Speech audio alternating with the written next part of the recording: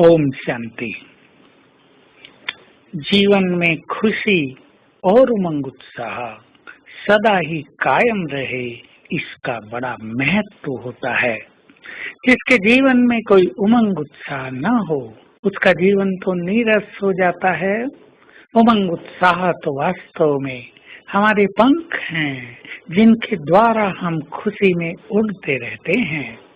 उमंग उत्साह ही हमारी ब्राह्मण जीवन की श्वास है, जिससे हम जीने का सुख लेते हैं। तो हम अपने जीवन को उमंग उत्साह से भरपूर करें।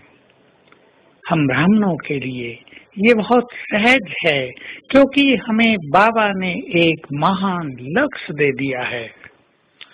दुनिया में भी जब किसी के सामने कोई लक्ष्य होता है, कोई बड़ा कार्य होता है, उसको करने की एक समय सीमा होती है, तो कितना मन में उमंग उत्साह रहता है।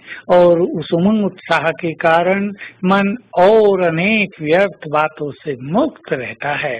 हमें भी बहुत महान लक्ष्य दिया है। संपूर्ण बनना है, कर्मातीत होना है, बाबा से सर्वश्रेष्ठ भाग्य प्राप्त करने हैं, अपनी झोली सर्व खजानों से भरनी है। बाबा हमें सब कुछ देने आया है, उससे हमें सब कुछ ले लेना है। ये हमारे लक्ष्य हैं। विचार करें, क्या सचमुच हमने अपने जीवन का कोई महान लक्ष्य बनाया है? अवश्य बना लें। 3-3 मास का लक्ष्य बना लें, बहुत अच्छी अनुभूति होगी। छोटा सा लक्ष्य बना लें, 3 पॉइंट्स का। 1 पॉइंट कोई धारणा की रख लें, 3 मास में मुझे ये धारणा जीवन में ले आनी है। 2-4 स्वमान रख लें, इनका मुझे अभ्यास करना है। अपने योग का एक चार्ट बनाने का लक्ष्य रख लें, 3 मास में मुझे रोज 2 घंटे योग करना है, या 4 घंटे योग करना है, या इससे ज्यादा योग करना है। ये लक्ष्य हमें बहुत महान बना देते हैं।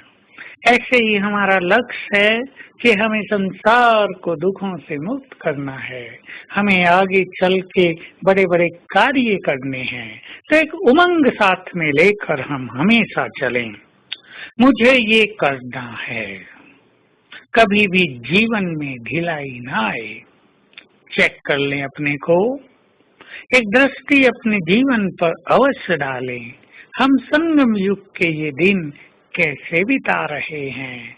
उमंग उत्साह में या कंफ्यूजन में, व्यर्थ संकल्पों में, या बेकार की छोटी मोटी बातों के चक्करों में? हमें ये जीवन ईश्वरीय सुखों में बिताना है। तो एक उमंग ले लें, वाह, मुझे तो बाबा से सर्वश्रेष्ठ भाग्य प्राप्त कर लेना है, और इस भाग्य को प्राप्त करने में मुझे कोई भी रोक नहीं सकेगा। जब मनुष्य के मन में बहुत उमंग उत्साह होता है, इसको दूसरे शब्दों में कहते हैं, जब बहुत लगन होती है, तो लगन की अगन में सभी विघ्न जलकर नष्ट हो जाते हैं। जहाँ मनुष्य के जीवन में कोई लक्ष्य नहीं है, वहीं विघ्न उसको धराशायी कर देते हैं, वहीं विघ्न उसके ऊपर हावी होकर रहते हैं, उसका जीवन विघ्नमय हो जाता है। लेकिन जहाँ लगन की अग्नि तेज प्रज्वलित है, उसमें हम लगे हुए हैं, विघ्नों की ओर हमारा ध्यान ही नहीं है। कौन क्या कह रहा है, इसकी हमें चिंता ही नहीं है। हम तो अपने महान लक्ष्य को पाने में लगे हुए हैं, तो विघ्न रहते ही नहीं, उनका आभास हमें कभी होता ही नहीं। तो हम अपने महान लक्ष्य की ओर चलें। संसार क्या कहता है, लोग क्या कहते हैं, इसकी चिंता न करें, तो जीवन उमंग उत्साह से सदा भरपूर रहेगा। तो आज सारा दिन अभ्यास करेंगे घर जाने का और वापिस इस देह में आने का। अभ्यास करें। ये संसार का 84 जन्मों का खेल अब पूरा होता है।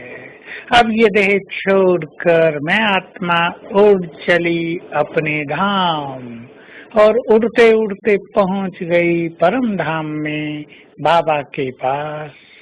और वहां से कुछ देर वहां रहकर फिर मैं आत्मा वापिस उतरी और नीचे आ गई पुनः अपने देह में।